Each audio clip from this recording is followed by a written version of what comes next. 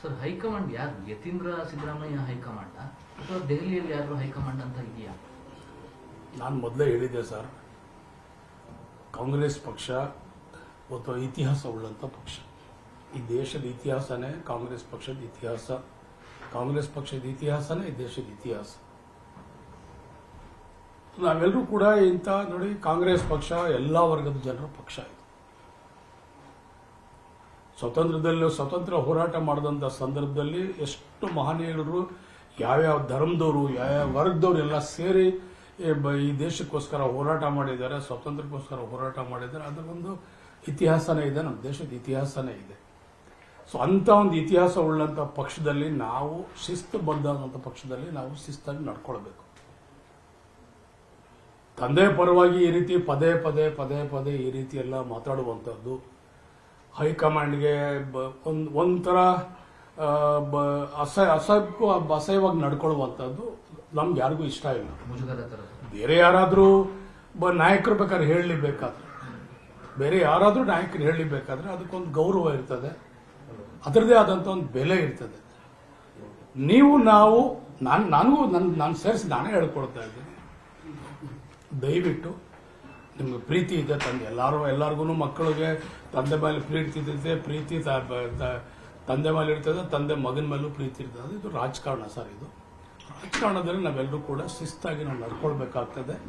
ನಾನು ಮತ್ತೊಮ್ಮೆ ಇನ್ನೂ ಒಂದ್ಸಲ ಮಾಧ್ಯಮದ ಮುಖಾಂತರ ನಾನು ಮನವಿ ಮಾಡಿಕೊಳ್ತೀನಿ, ಇಂಥ ಹೇಳಿಕೆ ಕೊಟ್ಟು ಸುಮ್ಮನೆ ಬೇರೆಯವ್ರಿಗೆಲ್ಲರಿಗೂ ಪ್ರವೋಕ್ ಮಾಡುವಂಥದ್ದು, ಮತ್ತೆ ನಾವು ಮಾತಾಡೋಕ್ಕೆ ನಮಗೊಂದು ಅವಕಾಶ ಮಾಡಿಕೊಡುವಂಥದ್ದು ನಾನು ತಪ್ಪು ಅಂತ ನಾನು ಭಾವಿಸ್ಕೊಡ್ತೀನಿ ಸರ್. ಮತ್ತೊಮ್ಮೆ ಅವ್ರಿಗೆ ಮನವಿ ಮಾಡ್ಕೊಳ್ತೀನಿ, ನಾವು ಹೈಕಮಾಂಡ್ ಬಿಟ್ಟಿದ್ದೀವಿ, ನಾವು ಎಲ್ಲ ರೀತಿಯಲ್ಲೂ ಹೈಕಮಾಂಡ್ಗೆ ನಾವು ಮನವಿಯನ್ನು ಮಾಡ್ತಾ ಇದ್ದೀವಿ. ನಾನು ಸುಮಾರು 80ರಿಂದ 90 ಜನ ಶಾಸಕರು ಈಗಾಗಲೇ ನಾವೆಲ್ಲರೂ ಕೂಡ ಒಂದು ಅವಕಾಶ, ಶಿವಕುಮಾರ್ ಸಾಹೇಬರಿಗೆ ಒಂದು ಅವಕಾಶ ಕೊಡಬೇಕು. ಮುಂದೆ ಚುನಾವಣೆಯಲ್ಲಿ ಅವರ ಒಂದು ನೇತೃತ್ವದಲ್ಲಿ, ಸಿದ್ದರಾಮಯ್ಯ ನೇತೃತ್ವದಲ್ಲಿ, ಇಬ್ಬರ ನೇತೃತ್ವದಲ್ಲಿ ನಾವೆಲ್ಲರೂ ಕೂಡ ಚುನಾವಣೆಯನ್ನು ಮಾಡಬೇಕು, ಮತ್ತೆ ನಮ್ಮ ಪಕ್ಷ ಅಧಿಕಾರಕ್ಕೆ ಬರಬೇಕು ಕರ್ನಾಟಕ ರಾಜ್ಯದಲ್ಲಿ ಅಂತೇಳಿ ನಾವೆಲ್ಲರೂ ಕೂಡ ಆಸೆ ಪಡ್ತಾ ಇದ್ದೀವಿ. ಸಿದ್ದರಾಮಯ್ಯನವರ ಹಠದಿಂದ ಈ ತರ ಗೊಂದಲಾಗ್ತಿದೆಯಾ? ಹಠದಿಂದ ಗೊಂದಲಾಗ್ತಿದೆಯಾ? ಯಾರ ಹಠದಿಂದ? ನಾನೊಬ್ಬ ಸಣ್ಣ ಶಾಸಕ ಸರ್, ನಾನೊಬ್ಬ ಸಣ್ಣ ಶಾಸಕ. ನಾನು ಅವರು ಕೊಟ್ಟಂತ ಸೇವೆ ಕೂಡ, ಅಳಿಲು ಸೇವೆ ನಮ್ಮ ರಾಜ್ಯಕ್ಕೆ ಸಾಕಷ್ಟು ಇದೆ ಸರ್. ದೇವರಾಜ ಅರಸರ ನಂತರ ಸಿದ್ದರಾಮಯ್ಯವರು ಕೂಡ ಬಡವರ ಬಗ್ಗೆ, ದೀನದಲಿತರ ಬಗ್ಗೆ, ಅಲ್ಪಸಂಖ್ಯಾತರ ಬಗ್ಗೆ, ಸಾಕಷ್ಟು ಹಿಂದುಳಿದ ವರ್ಗದ ಜನರು ವಿಶೇಷವಾಗಿ ಕಾಳಜಿ ವಹಿಸುವಂಥ ಏಕೈಕ ನಾಯಕ ಸಿದ್ದರಾಮಯ್ಯ ಸರ್. ಅದರಲ್ಲಿ ಎರಡು ಮಾತಿಲ್ಲ ಸರ್. ನಮ್ಮ ರಾಜ್ಯಕ್ಕೆ ಇಬ್ಬರೂ ಕೂಡ ನಮಗೆ ಸಮಾನವಾಗಿದ್ದಾರೆ. ನಮ್ಮ ಆಸೆ ಒಂದು ಅವಕಾಶ, ನೀವು ಆಗಿದ್ದೀರಿ, ನೀವು ಆಡಳಿತ ಕೊಟ್ಟಿದ್ದೀರಿ, ಒಂದು ಕೀರ್ತಿ ತಂದಿದ್ದೀರಿ, ಒಂದು ಗೌರವ ತಂದಿದ್ದೀರಿ, ನಾವಿಲ್ಲ ಅಂತ ಹೇಳಲ್ಲ. ಇವ್ರಿಗೊಂದು ಅವಕಾಶ.